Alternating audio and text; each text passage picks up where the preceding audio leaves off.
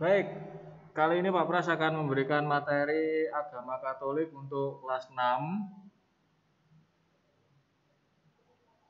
Singkat saja ya, karena ini pelajaran 14 membahas mengenai karya pelayanan gereja.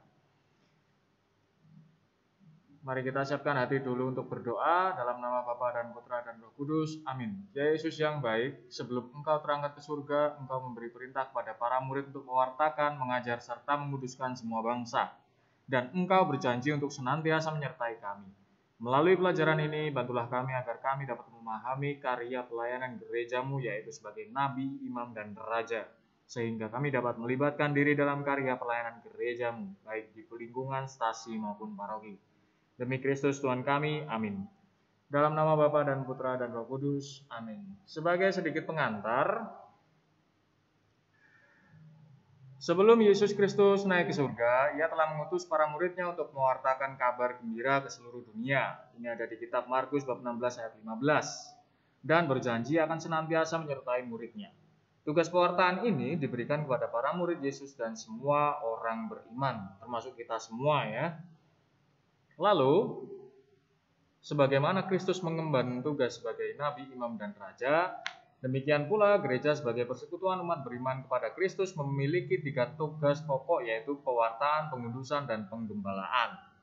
Keseluruhan tugas tersebut disebut sebagai karya pelayanan gereja. Karya pelayanan gereja tersebut tercermin pada ketiga tugas Kristus, yaitu sebagai pewarta, pengudus, dan sebagai raja. Lalu, karya pelayanan gereja atau 3 tugas gereja tersebut perlu dipahami ya.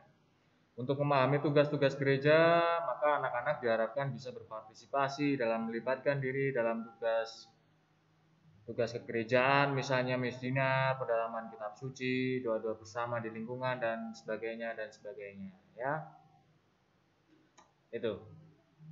Lalu ada sedikit bacaan kitab suci ini dari Matius bab 28 ayat 16 sampai 20 ya. Dan ke-11 murid itu berangkat ke Galilea, ke bukit yang telah ditujukan Yesus kepada mereka. Ketika melihat dia, mereka menyembahnya, tetapi beberapa orang ragu-ragu. Yesus mendekati mereka dan berkata, "Padaku telah diberikan segala kuasa di sorga dan di bumi, karena itu pergilah, jadikanlah semua bangsa muridku dan baptislah mereka dalam nama Bapa, Anak, dan Roh Kudus. Dan ajarlah mereka melakukan segala sesuatu yang telah kuperintahkan kepadamu, dan ketahuilah, aku menyertai kamu sampai kepada akhir zaman." Ini ada di kitab Matius. Terus ada lagi cara hidup jemaat pertama di buku kalian LKS itu ada halaman 89 ya. Kisah para Rasul bab 2 ayat 41 sampai 47 ya. Di situ bisa kalian baca, itu ada macam-macam ya. Ada kerigma, liturgia, koinonia, diakonia, martiria, itu ya. Kalian lihat di dalam kurung itu. Di buku LKS, coba dilihat. Di buku LKS, coba dilihat. Nah, di buku LKS itu ada yang di dalam kurung kerigma, liturgia, koinonia, diakonia, martiria ya. Terus apa saja sih itu? Ya. Contohnya apa sih? Nah, di bawahnya itu kan ada keterangannya itu. Jadi kegiatan pelayanan gereja itu ada 5 ya. Yang pertama liturgi. Ya, contohnya menjadi petugas liturgi, misdinar, atau menjadi pemazmur, pembaca lektor ya. Lektor itu ya, pembaca kitab suci. Lalu yang kedua, pewartaan, kerigma, itu mengikuti pendalaman iman. Misalkan seperti ada kegiatan bulan kitab suci begitu.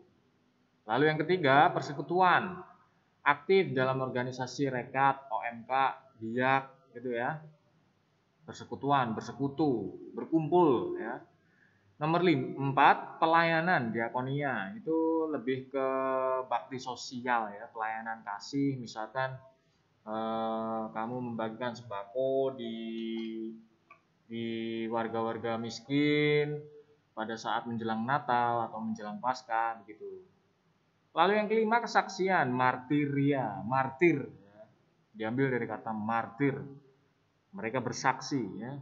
Artinya itu terlibat dalam masyarakat. Jadi misalkan kalau di dalam masyarakat ada kegiatan gotong royong, ya kamu turut serta di dalam itu, ya, di dalam kegiatan itu, untuk menunjukkan kepada orang banyak bahwa kamu adalah murid Kristus yang sejati.